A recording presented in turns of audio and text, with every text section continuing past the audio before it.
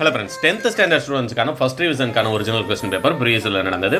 Already நம்ம update பண்ணுற questions எல்லாமே அதில் இருக்கக்கூடியதை மட்டுமே படித்தா நீங்கள் எந்த டிஸ்ட்ரிக்டாக இருந்தாலும் நீங்கள் அட்டன் பண்ண வேண்டிய எல்லா கொஸ்டினும் அட்டன் பண்ணலாம் அப்படிங்கிற மாதிரி.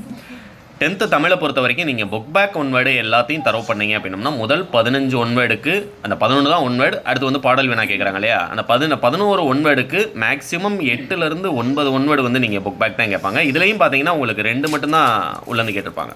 இப்போ எக்ஸாம்பிள் ஏறுகோட்பறை டேஸ் என்னும் நிலத்திற்குரியது அப்படின்னு கேட்டிருக்காங்க. இது முல்லை அப்படிங்கிறது உங்களுக்கு தெரிஞ்சிருக்கணும்.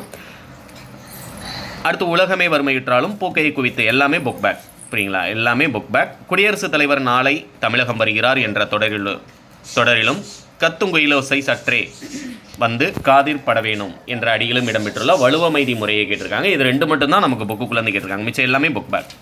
அடுத்து 2 மார்க் கொஸ்டினை பொறுத்த வரைக்கும் வசன கவிதை விருந்தினரை மகிழ்வித்து கூறும் முகமன் சொற்கள் மெய்கீர்த்தி பாடப்படுவதன் நோக்கம் ஜெயகாந்தனின் திரைப்படமான படைப்புகள் சில நச்சுப்படாதவன் செல்வம் செயற்கை என தொடங்கும் குரல். மேக்ஸிமம் பார்த்தீங்கன்னா நம்ம கொடுத்த இம்பார்ட்டன்ட் கொஸ்டின் வசன கவிதை விருந்தினரை மகிழ்வித்து மெய்கீர்த்தி நச்சுப்படாதவன் செல்வம். நீங்கள் அட்டன் பண்ண வேண்டிய 4 2 மார்க்குக்கு 4 வந்துடும், 3 தான் அட்டன் பண்ண போகிறேன். ஏன்னா 21 செயற்கை அறிந்து கடத்தும் உலகத்தியற்கை அறிந்து செயல் மனப்பாட திருக்குறள்.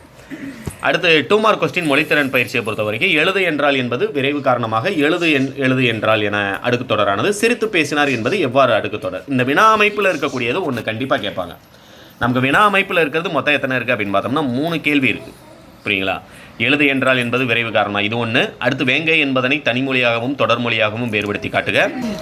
அடுத்து தீவக அணியினுடைய வகைகள் கேட்டிருக்காங்க. வேங்கை என்பதை தொடர்மொழியாகவும் பொதுமொழியாகவும் வேறுபடுத்தி காட்டுக. கலைச்சொல் தருக. கலைச்சொல் 9 யூனிட், அதில் இம்பார்ட்டன்ட் சொல்ல முடியாது, 9 யூனிட்டில் இருக்கிறதையும் நல்லா தரவு பண்ணிக்கோங்க. அடுத்து செம்மொழி தாய்சை அடையாளம் கண்டு தொடரில் அமைத்து எழுத சொல்லியிருக்காங்க. இதை வச்சு ஒரு தொடர், அவ்வளோதான். நமது தாய்மொழியாகிய தமிழ்மொழி செம்மொழி அப்படிங்கிற எழுதுனீங்கனாலும் உங்களுக்கு 2 மார்க் உறுதியாக கிடைக்கும். அடுத்து பார்த்தீங்கன்னா செவிமாற்றுத்திறனாளிகள் வான் பூ, இது வந்து செவிமாற்றுத்திறனாளிகளுக்கானதில் இந்த கொஸ்டினில் கேட்டிருக்காங்க. மேக்ஸிமம் பார்த்தீங்கன்னா இது நமக்கும் கேட்கக்கூடிய கேள்வி தான், ஏன்னா ஒரு வருஷம் பப்ளிக் எக்ஸாம்லேயே கேட்டிருக்காங்க. இதை வச்சு ஒரு 4 தொடர் வந்து உருவாக்கணும், 4 வார்த்தைகள் வந்து உருவாக்கணும். அடுத்து புறத்திணைகளில் எதிரெதிர் திணைகளை அட்டவணைப்படுத்துக. 3 மார்க்கை பொறுத்த வரைக்கும் சோலைக்காற்று மின்விசிறி காற்று. நான் நல்லா சொல்கிறேன், ஃபஸ்ட் யூனிட்டில் இருக்கக்கூடிய புளியங்கன்று ஆழமாக நடப்பட்டது, செகண்ட் யூனிட்டில் இருக்கக்கூடிய சோலைக்காற்று மின்விசிறி காற்று பேசிக்கொள்வது போல ஒரு உரையாடல்.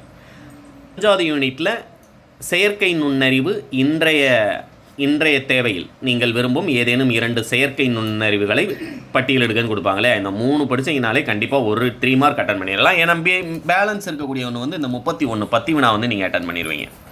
அடுத்து செய்யுளை பொறுத்த வரைக்கும் நான் இதில் இருக்கக்கூடியது இல்லாமல் ஒரு 3 சொல்கிறேன். தமிழெண்ணையை வாழ்த்துவதற்கான காரணங்களாக பாவலரேறு பெருஞ்சித்திரனார் சுட்டுவன, தமிழையும் கடலையும் இரட்டுற மொழியும் பாங்கு. அடுத்து 33 மாளாத காதல் நோயாளன் போல் என்னும் தொடரில் உள்ள ஓமை. கண்டிப்பாக பப்ளிக் வரைக்குமே இந்த 3 படித்தாலே ஒன்று அட்டன் பண்ணிடலாம். மீதம் இருக்கக்கூடிய ஒன்று மனப்பாட பாடல் விருந்தினராக தூசும் துகிரும் அப்படின்ற 2 பாடல் கேட்டிருக்காங்க. அடுத்து பார்த்தீங்கன்னா இந்த அணி இலக்கணம் அழகிட்டு வாய்ப்பாடு ஆசிரியப்பாவின் பொது இலக்கணம், அதுபோக அழகிட்டு வாய்ப்பாடு நல்லா தெளிவாக படிச்சுக்கோங்க.